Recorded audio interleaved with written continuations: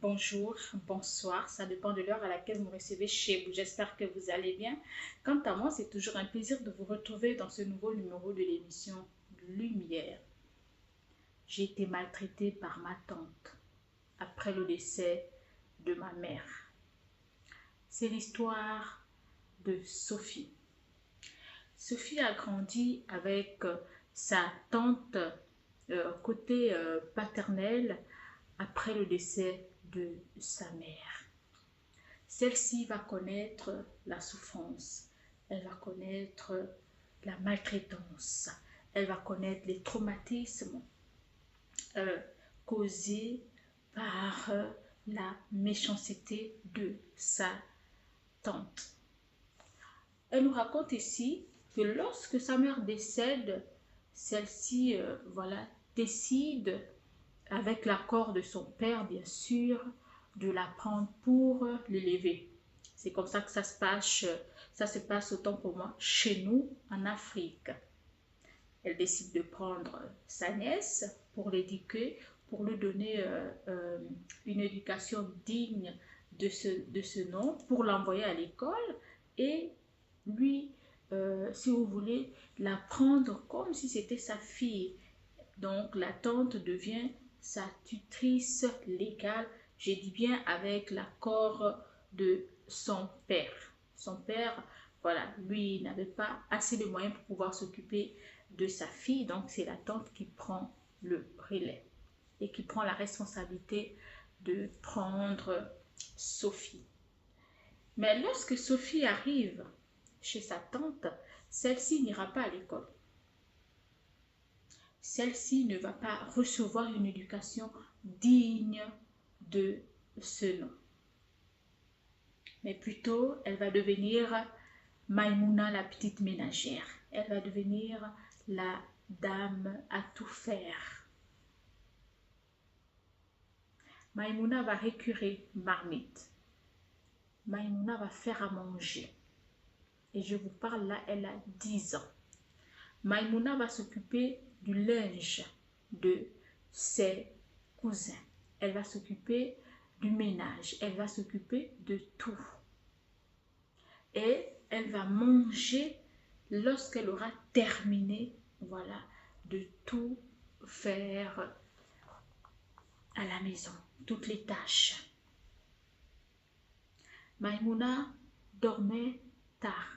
Elle se réveillait à 5h30 tous les jours, sans répit. Elle travaillait dur.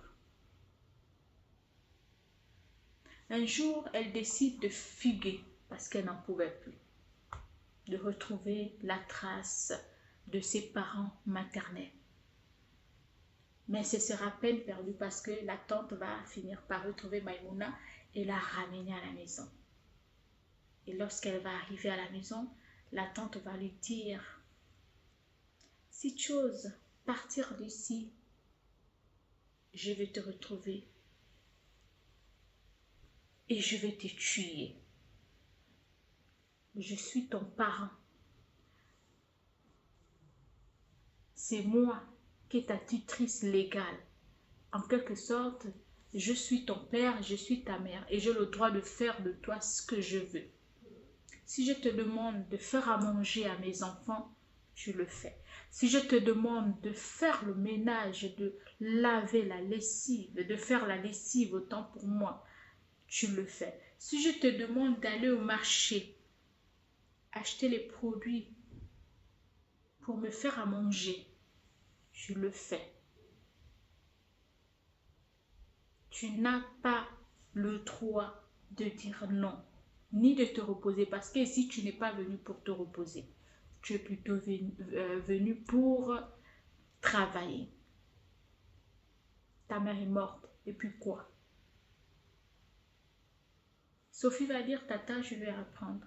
Je vais aller à l'école comme les autres. Traite-moi comme les autres, s'il te plaît, tata. Je ne te demande pas grand-chose. Je te demande juste de me laisser aller à l'école. Je vais apprendre. Je vais devenir telle demain. Je ferai tout ce que tu demandes. Je ferai tout dans la maison, mais laisse-moi aller à l'école, tata, s'il te plaît. Celle-ci va dire, tu penses qu'ici on ramasse l'argent? Tu penses que je te fais venir ici pour venir jouir des biens, de la belle vie que j'ai? C'est réservé à mes enfants et non à toi. Tout cela, le père de Sophie ignorait. Ce dernier fait confiance à sa sœur.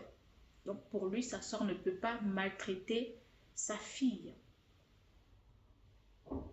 Mais Sophie continue à souffrir. Elle pleure toutes les nuits. Elle fait appel à sa mère. Elle est traumatisée. Maman, s'il te plaît, viens me chercher. Maman, s'il te plaît, pourquoi tu es morte si tôt? Je n'en peux plus de cette vie. Je ne veux plus vivre. Je souffre chez ma tante. Les autres vont à l'école. Moi, je suis là en train de faire à manger. Ils vont à l'école. Lorsqu'ils reviennent, ils viennent me narguer.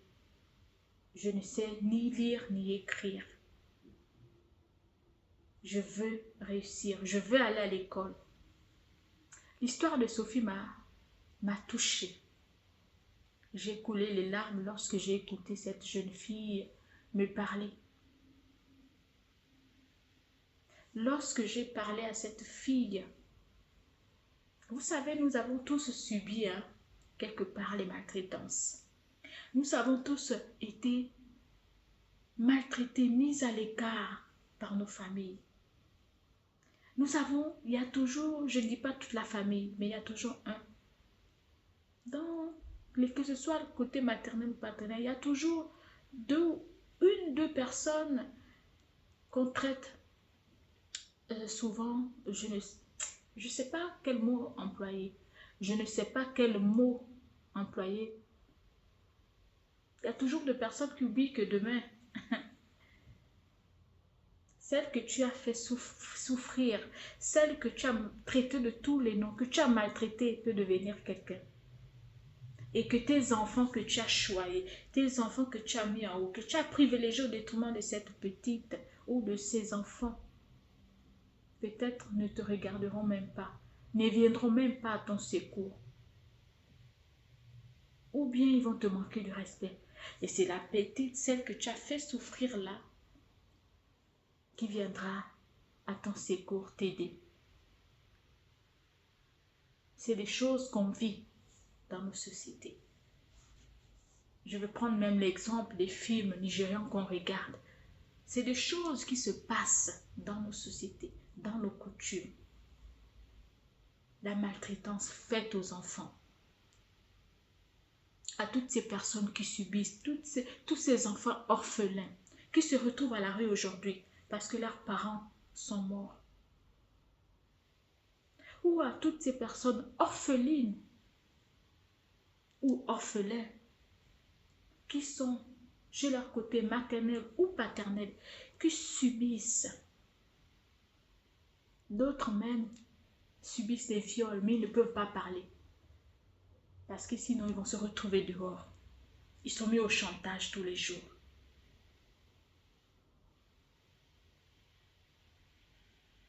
C'est dur parfois. Si chacun venait raconter ce qu'il a subi dans son enfance, je pense que personne ne parlerait plus à personne dans les familles. Et il y a même certains qui ont pris du recul, qui ont préféré couper les ponts avec leurs familles respectives pour pouvoir continuer leur vie parce que c'est des familles toxiques, mauvaises et méchantes. Les histoires que je reçois ou des personnes que j'ai en privé qui me parlent de leur souffrance, de leur mal-être, de ce qu'ils ont subi.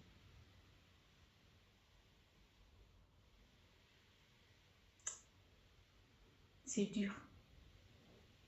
C'est dur. Comment concevoir quelqu'un qui prend la décision de prendre en charge une orpheline, même pas une enfant, où ses parents sont démunis, où l'un des parents est mort. Tu te portes garant de prendre cet enfant et de l'élever comme ton enfant. Mais dès que tu tournes le dos à la famille, Dès que tu arrives chez toi, tu changes de visage. Expliquez-moi un peu. Je veux comprendre. C'est quelle méchanceté qu'on peut arriver jusqu'à maltraiter l'enfant de ton frère, de ta soeur. L'enfant te demande pardon, mais tu continues. L'enfant pleure. L'enfant ne mange pas à sa faim. L'enfant est traumatisé. Et tu dors tranquille. Comment vous arrivez à faire, s'il vous plaît? Dites-le moi. Pour ces personnes-là, ces personnes méchantes, je m'adresse aux personnes méchantes. Comment vous arrivez à dormir ou à vous regarder devant une glace? Est-ce que vous êtes sûr que vous êtes à l'aise? Il n'y a pas quelque chose qui pèse en vous?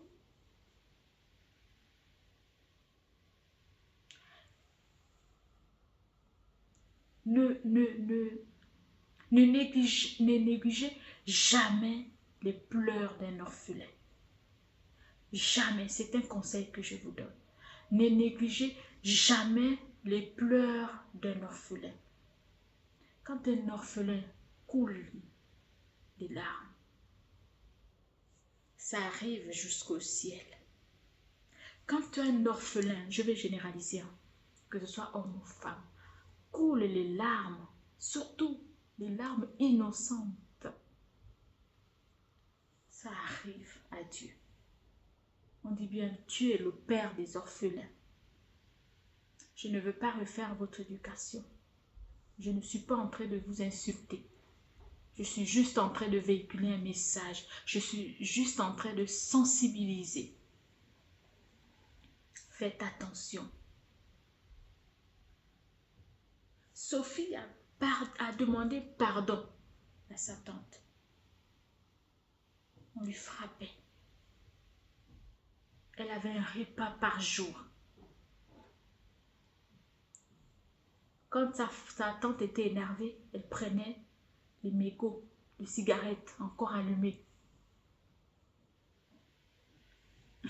Elle les tenait sur la peau de l'enfant.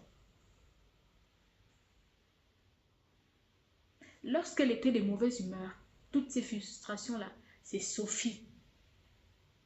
C'est sur Sophie qu'elle les mettait.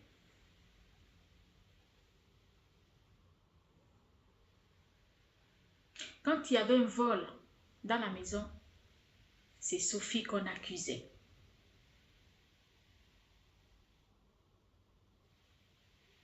Et donc tout, c'est Sophie qui encaissait. Et même les enfants, quand vous faites ça, quand vous vous comportez comme ça devant vos enfants, mais les enfants recopient les mêmes choses que vous. Puisque vous voulez montrer, vous ne le faites pas derrière vos enfants, vous le faites devant. Ils regardent, ils voient comment vous maltraitez une innocente. Mais ils reproduisent les mêmes choses. Si maman fait ça, c'est qu'elle a raison. Elle a le droit de le faire. Donc, pourquoi pas nous?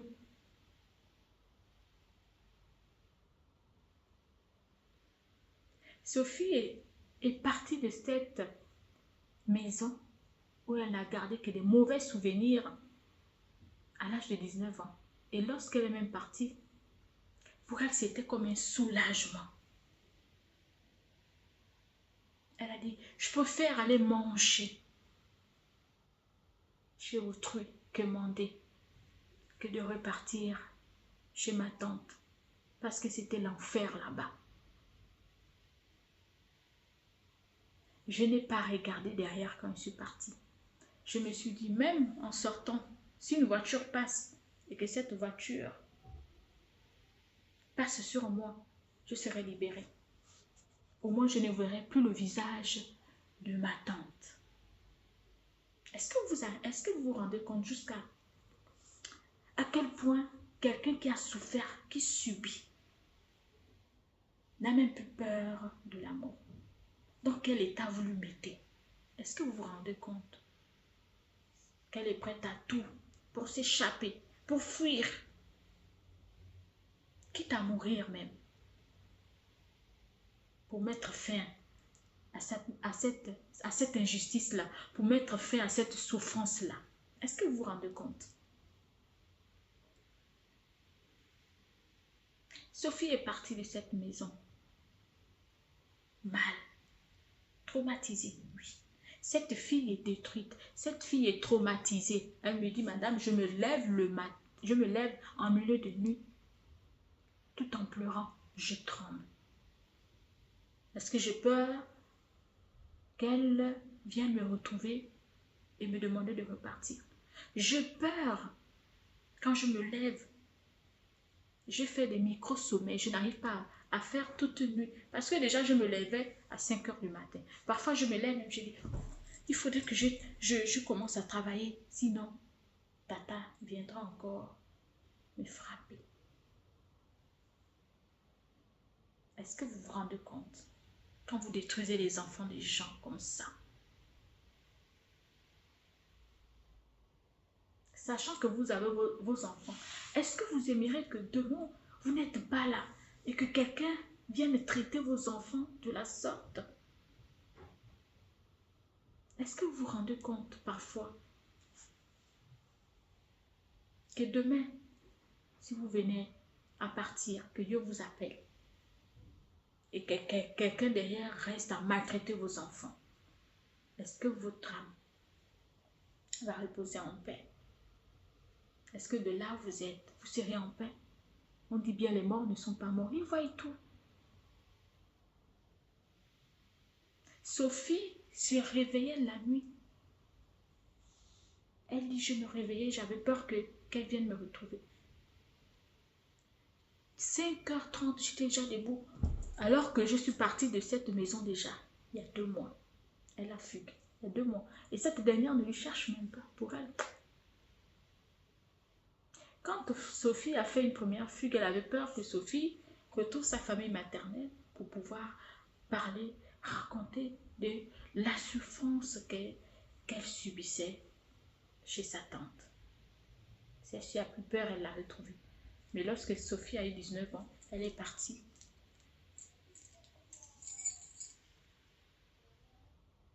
Elle s'en fout. Elle a fini de détruire la vie de Sophie. Elle s'en fout. Est-ce qu'on peut faire ça? Regardez vous-même jusqu'à quel point l'homme peut être méchant. Jusqu'à quel point l'homme peut être méchant.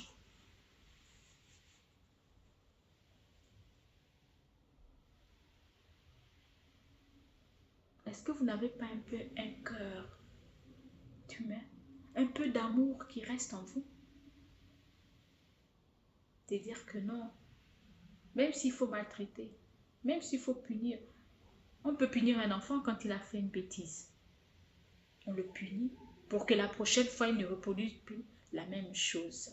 Pour qu'il comprenne que ce que j'ai fait, on m'a puni par rapport à ce que j'ai fait. Et c'est dangereux pour moi. Donc la prochaine fois, je ferai attention. Ça, c'est normal. Ça fait partie de l'éducation d'un enfant. Mais quand vous maltraitez juste par pure méchanceté, quand vous maltraitez parce que vous voulez détruire, est-ce que vous vous rendez compte des dégâts que vous causez? Beaucoup de personnes sont en souffrance par certaines personnes dans nos familles. Beaucoup de personnes ne sont pas arrivées et à pardonner. Beaucoup de personnes ne sont pas arrivées à passer à autre chose. Ils se sont enfermés comme dans une coquille. Ils ont fait semblant de couvrir, genre comme une carapace pour pouvoir faire semblant de vivre, mais ils ne vivent pas. Parce qu'ils sont détruits, parce qu'ils sont en colère.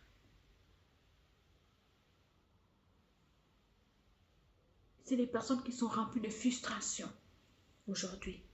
Et vous vous demandez parfois pourquoi certaines personnes rentrent dans des colères. Tu dis un mot, c'est comme si ça venait déclencher quelque chose. Parfois, vous n'êtes même pour rien. Pour un petit mot déplacé ou bien même pour quelque chose qui n'est pas grave. Cette personne va rentrer en colère comme si tu l'avais insulté tous tes parents. tous ses parents, comme si tu avais fait quelque chose de grave. Quand tu fouilles bien, au fond de cette personne, il y a des blessures intérieures qui ne sont pas guéries. Cette personne n'a pas la paix intérieure. Beaucoup n'arrivent même pas à dire « je t'aime » à leurs enfants parce qu'ils n'ont pas reçu d'amour quand ils étaient petits. Beaucoup sont devenus violents dans des foyers parce qu'ils ont été maltraités dans leur enfance. Beaucoup sont devenus aujourd'hui des monstres, si je peux dire ça comme ça, parce qu'ils ont été maltraités dans leur enfance. Pour certains qui ont eu la chance de passer à autre chose, de guérir de leurs blessures, aujourd'hui sont heureux dans leur vie. Mais pour ceux-là qui n'ont pas été soutenus, pour ceux-là qui n'ont pas été aidés, pour ceux-là qui n'ont pas été protégés, qui n'ont pas été soutenus, souffrent aujourd'hui. Et lorsque vous gardez beaucoup de souffrance en vous, beaucoup de blessures en vous, c'est des maladies que vous attirez, les AVC. Beaucoup sont devenus hypertendus parce qu'ils ont tellement emmagasiné, ils ont tellement encaissé qu'aujourd'hui, ils sont devenus malades, dépendants des médicaments qu'ils prennent pour se calmer. À cause de toutes ces frustrations gardées, à cause de toute cette colère, à cause de tous ces problèmes enfouis en eux. Aujourd'hui, ils ne vivent même pas. Ils ne profitent pas de leur vie. Ils ne profitent pas pleinement de tous ces avantages qu'ils ont, même de leurs enfants, même de leur famille, non.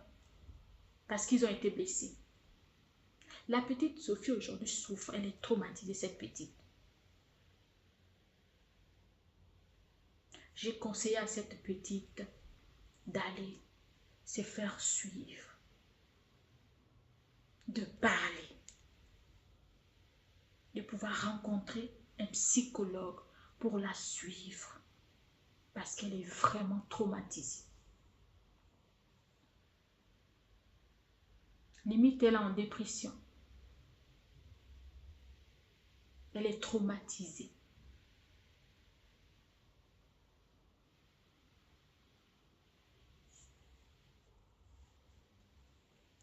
Cette émission, c'est une émission, je l'ai baptisée Lumière, pour mettre en lumière toutes les souffrances de ces personnes-là qui ont subi, pour mettre en lumière toutes les traumatismes de ces personnes en souffrance, pour les aider à évacuer, pour les aider à s'ouvrir, à sortir de leur silence. Parce que plus on garde des choses, plus on se détruit de l'intérieur. C'est une émission lumière qui sensibilise, qui véhicule un message, qui informe. Tout cela, ça englobe la même chose. Je parle de personnes violées, de violences conjugales, des traumatismes, des faits de société, etc., etc. C'est pour donner la force à toutes ces personnes qui souffrent de sortir de leur silence. Mais tout en respectant les familles. Ce n'est pas aussi tout qu'on vient exposer sur les réseaux, mais de parler de leur mal-être. De ne pas exposer la famille, mais parler de leur mal-être.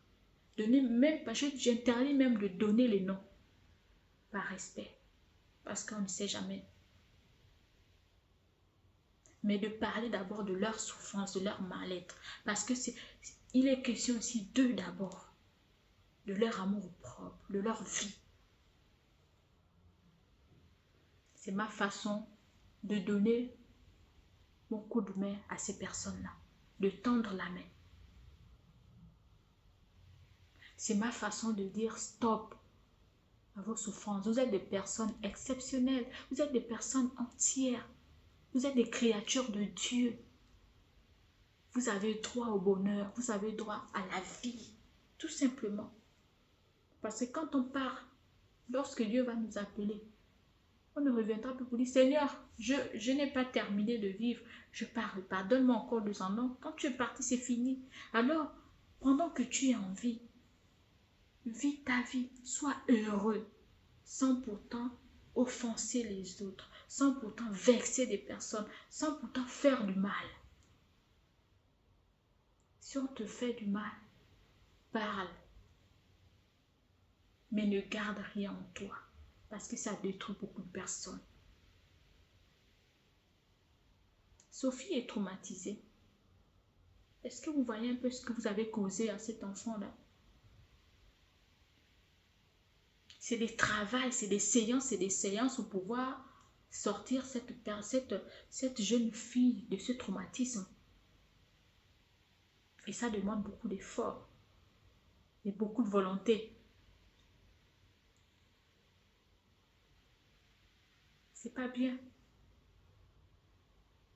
Mais imaginez-vous que demain, après-demain, cette petite-là reparte à l'école, même suive une formation, et que demain elle devienne une grande personnalité de votre pays.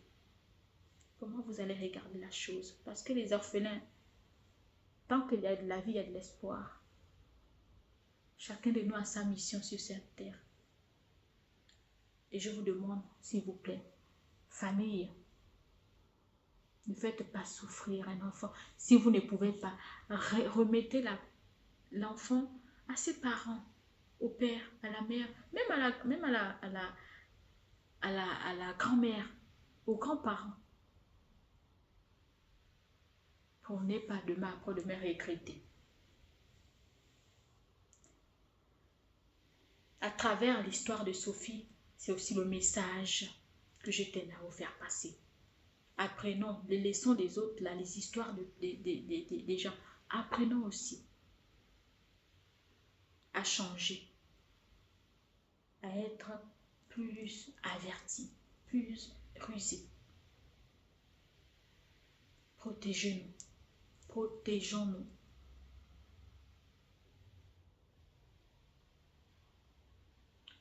Merci de m'avoir suivi. Je vous donne rendez-vous très bientôt. Vraiment, cette histoire me secoue un peu. Je vous donne rendez-vous très bientôt. Soyez forts à toutes ces personnes qui traversent des moments difficiles. Dites-vous que vous n'êtes pas seul. Il y a un Dieu. Et le second nom de Dieu, c'est le temps. Courage à vous. Merci de m'avoir suivi. On se donne rendez-vous très bientôt. Bye bye.